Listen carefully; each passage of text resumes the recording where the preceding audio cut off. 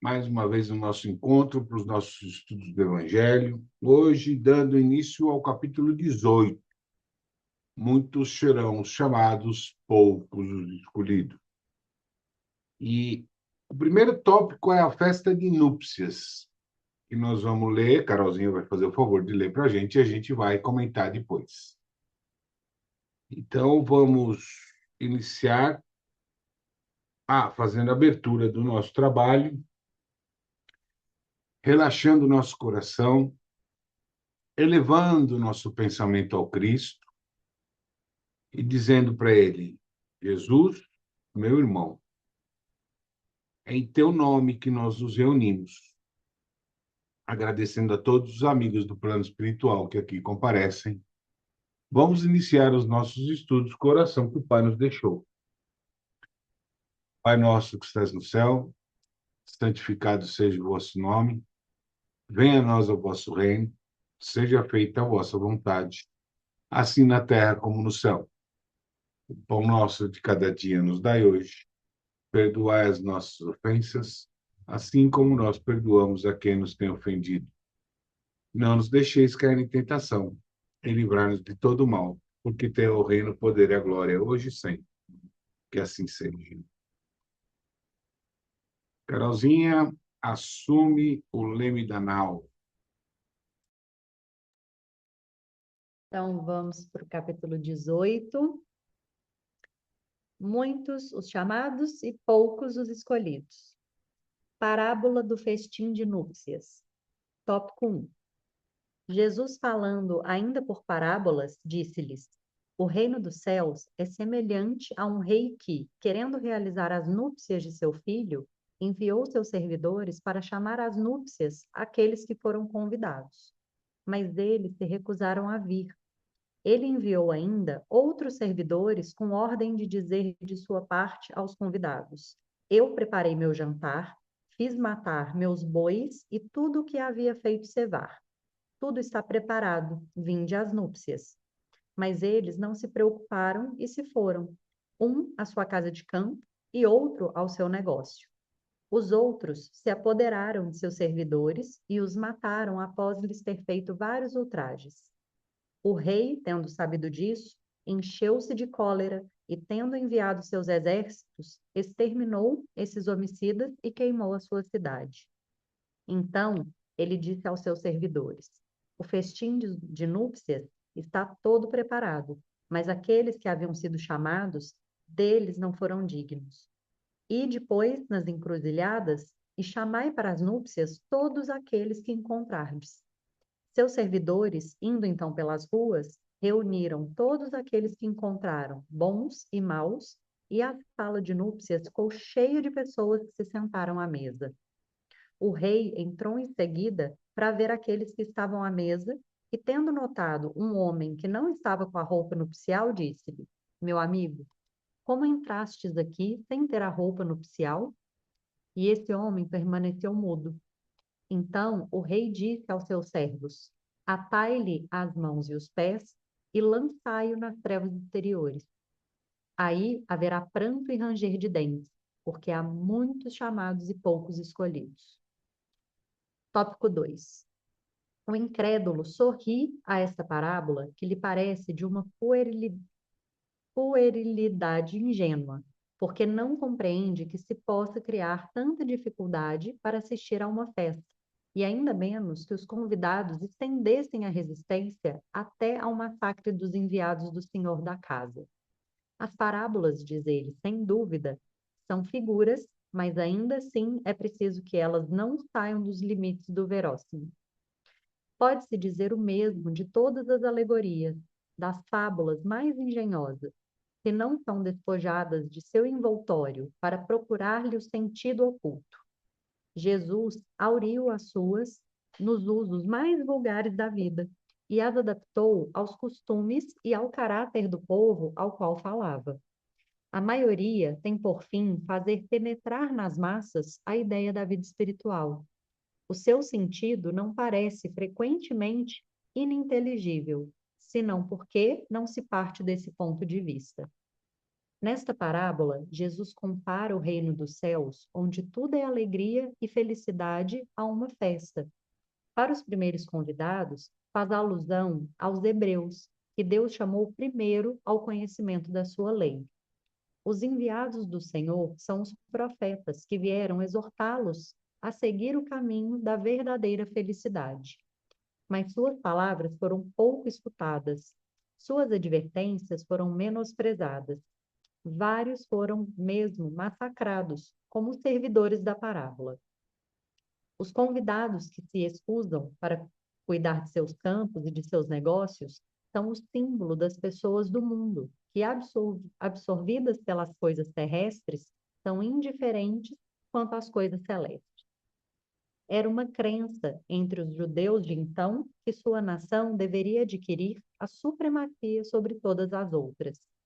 Deus não havia, com efeito, prometido a Abraão que a sua posteridade cobriria toda a terra? Mas sempre tomando a forma pelo fundo, eles acreditavam numa dominação efetiva e material. Antes da vinda do Cristo, à exceção dos hebreus, todos os povos eram idólatras e politeístas. Se alguns homens, superiores ao vulgo, conceberam a ideia da unidade divina, essa ideia ficou no estado de sistema pessoal, mas em nenhuma parte foi aceita como verdade fundamental, a não ser por alguns iniciados que escondiam os seus conhecimentos sob um véu misterioso, impenetrável às massas. Os hebreus foram os primeiros que praticaram publicamente o monoteísmo. Foi a eles que Deus transmitiu a sua lei, primeiro por Moisés, depois por Jesus. Foi desse pequeno foco que partiu a luz que deveria se derramar sobre o mundo inteiro, triunfar do paganismo e dar a Abraão uma posteridade espiritual tão numerosa quanto as estrelas do firmamento. Mas os judeus, repelindo a idolatria, haviam negligenciado a lei moral para que se apegarem à prática mais fácil das formas exteriores. O mal chegara ao auge. A nação dominada estava fragmentada pelas facções, dividida pelas seitas. A incredulidade mesmo havia penetrado até no santuário.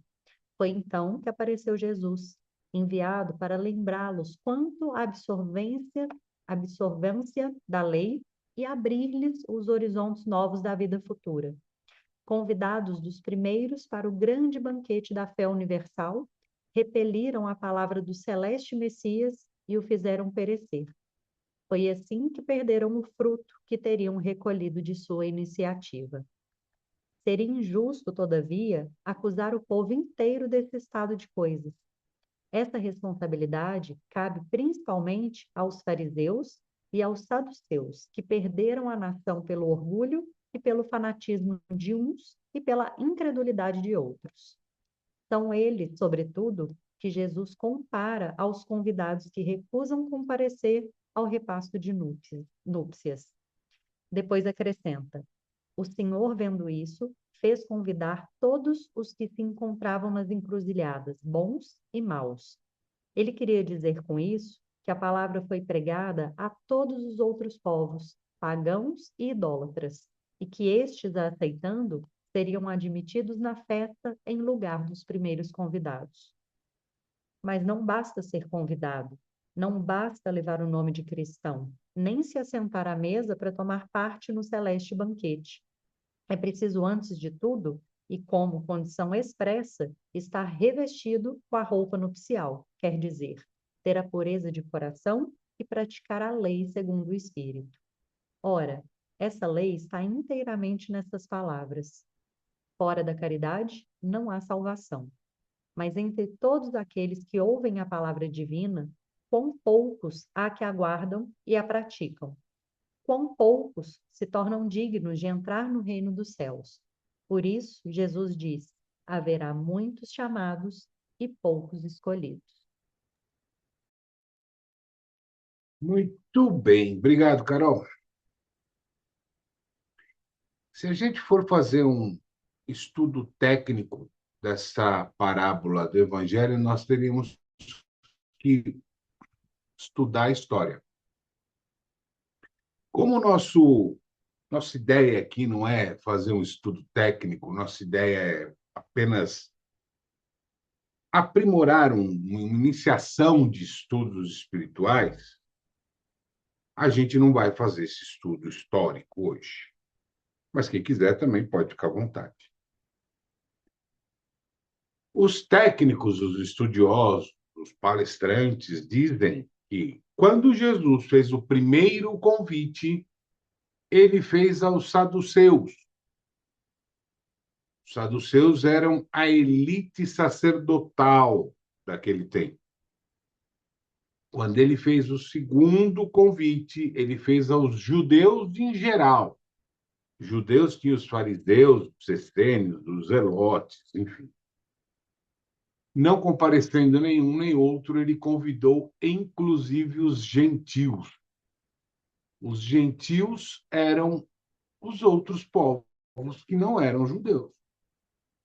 Então, ele acabou por convidar todo mundo. Como eu falei para vocês, Jesus falava por parábolas, porque parábolas são adaptáveis a qualquer tempo, lá há 2026 anos, hoje ou daqui 10.000 anos, nós vamos encontrar situações do nosso cotidiano que se adaptam a essas parábolas.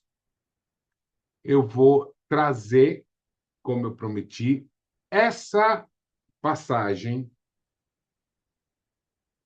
para os nossos tempos de hoje. Às vezes eu acho que eu falo demais, sabe? Eu acho que se eu ficasse quieto um pouco, eu arranjaria menos problema para mim. Porque vamos tentar adaptar essa parábola para os tempos de hoje. Se os gentios. Então vamos lá.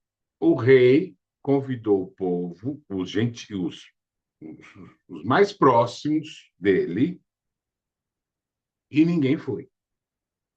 Aí ele mandou estender esse convite, né, convidar-os, dizer aos mais próximos que já estava servido o jantar e estender esse convite para outras pessoas menos próximas, mas do mesmo ciclo. Também não foi. Aí o rei falou: então vocês vão lá e convida qualquer um, e chama todo mundo. E foi um monte de gente. Um não estava com a túnica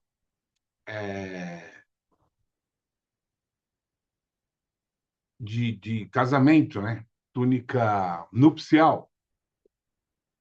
E aí amarraram ele e jogaram nas trevas, onde havia dor e ranger de dentes. Tudo muito trágico na Bíblia, mas vamos lá. O que pode ser esse jantar?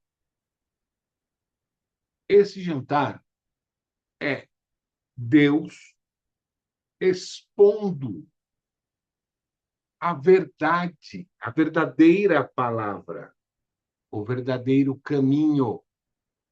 Vem compartilhar comigo isso, e esse é o convite que eu te faço. Ele convidou os saduceus, a elite sacerdotal, eles não foram. Qual seria a equiparação dos saduceus hoje? Padres, bispos, grandes líderes religiosos, grandes gurus, grandes orientadores ou mentores. Essas pessoas não têm, aliás, têm demais ego, vaidade e egoísmo, vaidade e orgulho para admitir que não sabem tudo, para admitir que ainda precisam aprender. Então, eles não foram.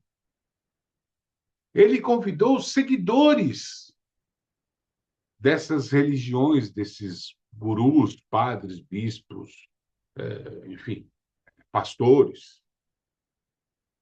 E a ignorância e o medo fizeram eles dizer não, porque a minha segurança e a verdade está naquilo que o meu pastor, o meu padre, O meu mentor, o meu guru fala para mim.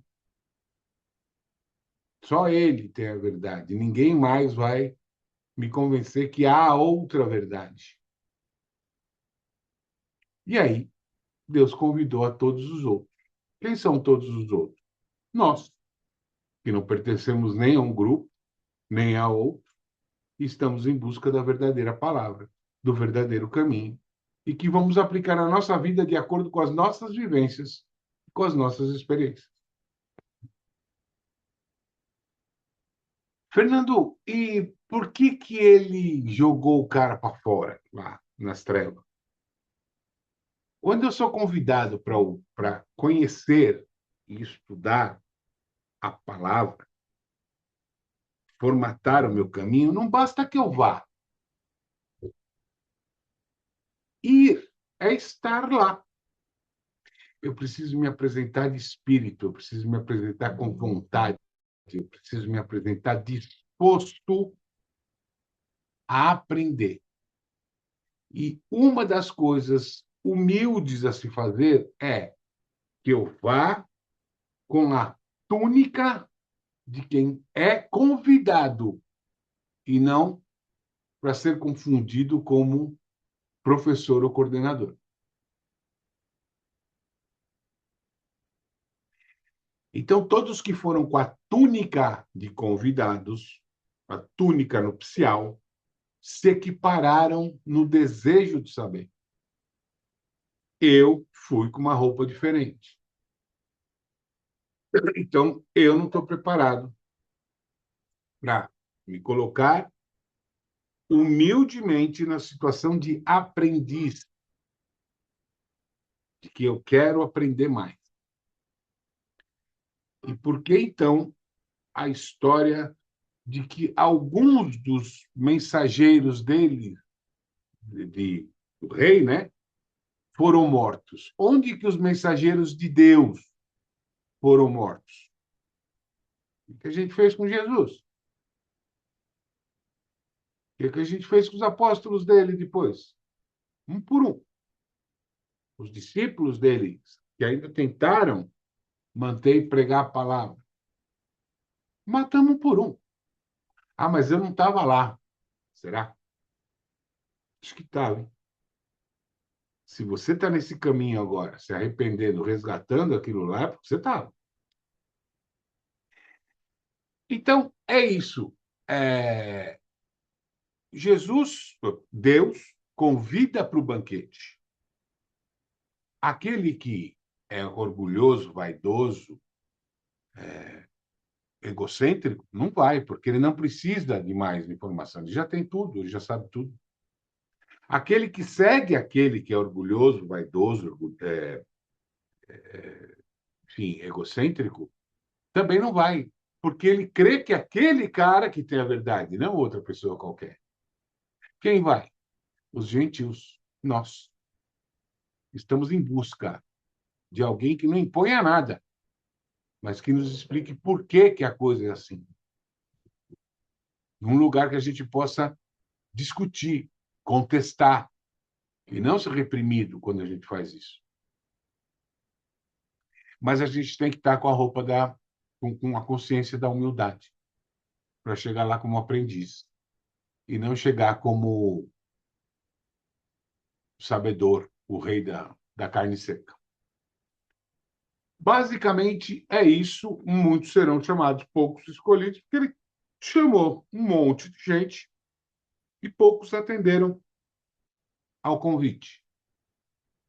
E nós somos um dos poucos que atenderam o convite, porque nesse momento, estudando aqui, nós estamos nos alimentando do banquete de Deus. Mas cadê o convite? Está no Evangelho. Se a gente quiser trazer essa parte do matar o mensageiro para nosso tempo atual também, o convite está no Evangelho. A verdade está no Evangelho. A aplicação vai depender de cada um, mas a verdade está lá, é uma só. Se eu jogo o Evangelho fora, eu mato o mensageiro também. eu deixo de dar atenção para ele. Eu humilho e mato o mensageiro. Então, tanto faz. Se literalmente nós matamos lá atrás o mensageiro, Jesus e seus apóstolos, os outros a gente mata hoje, ignorando o evangelho e ignorando os estudos. O convite foi feito. Basta a gente aceitar ou não. Certo, gente? Rapidinho hoje, né? Muito bom. Sobra mais tempo para a gente ficar depois e tirar nossas dúvidas e fazer o nosso debate. Então, vamos encerrando por hoje, com, com esse esclarecimento dos Espíritos do Evangelho. Agradecendo novamente a Jesus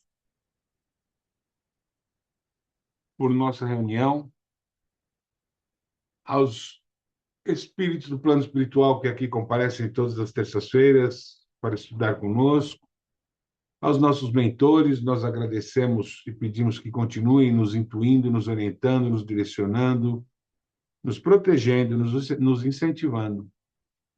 Aos espíritos de luz, nós pedimos que fluidifiquem a água para que, ao bebermos, nos livremos dos nossos males físicos e espirituais e nos concedam a bênção divina do paz, nessa transfusão divina de energia, onde cada participante dessa reunião visualiza à sua frente uma entidade de luz, uma luz branca perolada, que transmite para a sua cabeça uma luz branca perolada, forte e intensa. Essa luz domina todo o corpo e expulsa todas as energias desse corpo, positivas ou negativas, todas são expulsas, empurradas por essa luz branca para os pés e dos pés para a terra.